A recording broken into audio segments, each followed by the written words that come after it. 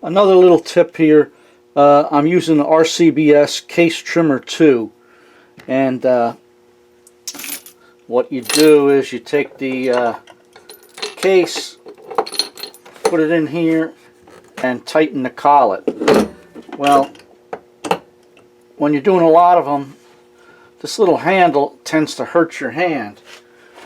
So one of the obvious things to do is you put a glove on.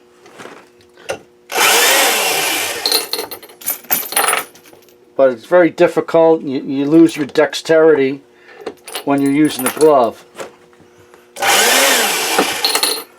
So what I did is I decided to put something on the outside of this, and what I used was Goodyear fuel hose, 1/4 inch fuel hose. The inside diameter is exactly the right size there. So I took pieces of fuel hose and chamfered the ends and slide them on there.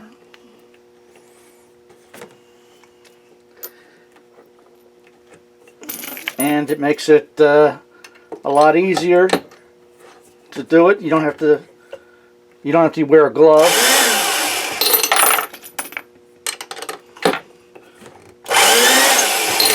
And it's a lot easier on the hand.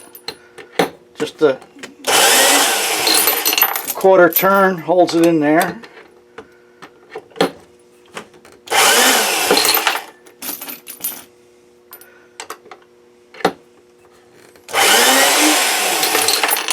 That's all it is, just 2 pieces of fuel hose on the handles of the case trimmer. Now I know that they make a lever style trimmer, but I don't have that one. I have the Case Trimmer-2, and I'm not about to spend money just to get the fancy handle with the collet, quick change collet there. So that's my little trick for making case trimming a little bit easier.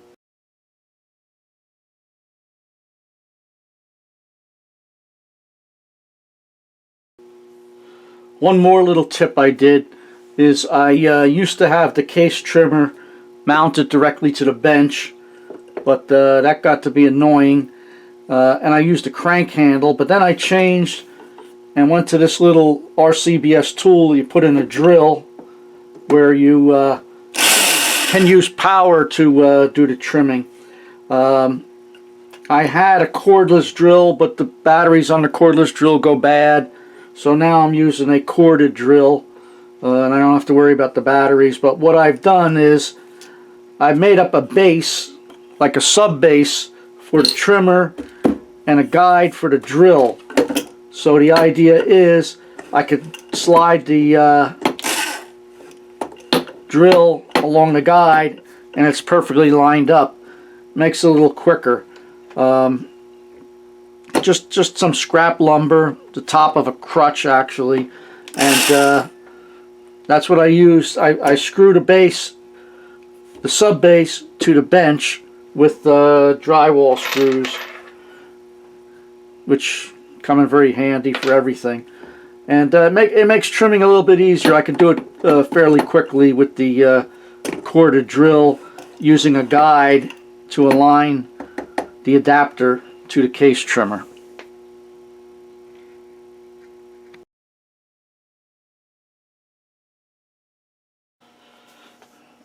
Now on this Case Trimmer-2, RCBS Case Trimmer-2, the adjustment of the cutting depth is adjusted by these collars here.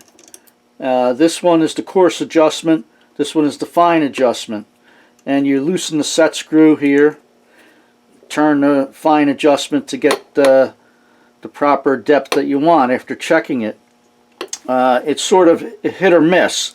So one little tip that I did is I made a little so-called cheat sheet here. I calibrated the turns of the fine adjuster here and made a little label. A half a turn equals 12 thousandths of an inch. A full turn is 25 thousandths of an inch. Quarter turn, 1/3 of a turn, etc. And using that, you can get pretty close just by adjusting this. You still have to check the case length with the caliper, but you can get pretty close just by using those guidelines.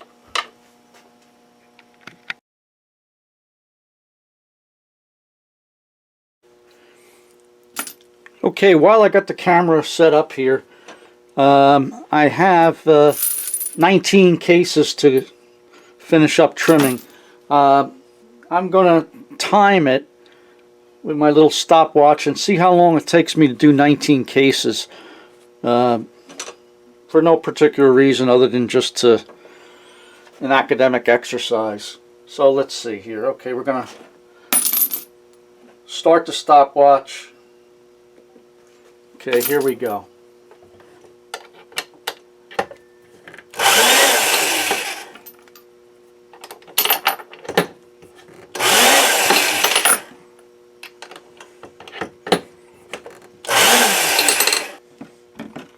Okay,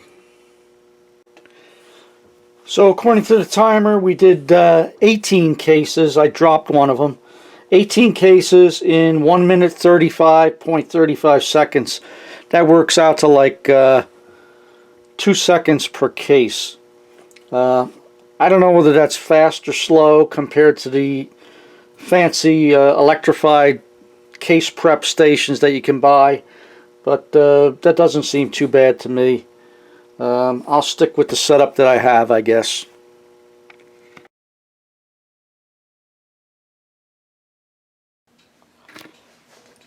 There's another problem with these RCBS case trimmers. Sometimes after you're finished trimming and you go to pull this cutter head back, the cartridge case gets stuck on the pilot and it's very difficult to clear it off of the pilot. The reason being for that is that the pilot, I don't know if you can see this, the pilot has a small radius right here at the back edge, and the brass, as you're cutting it, gets formed into that radius and makes it difficult to remove the cartridge case from the pilot. So the solution to that is,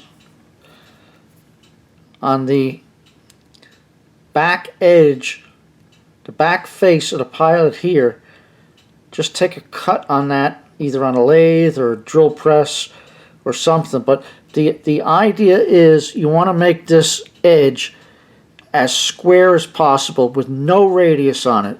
Don't chamfer it at all.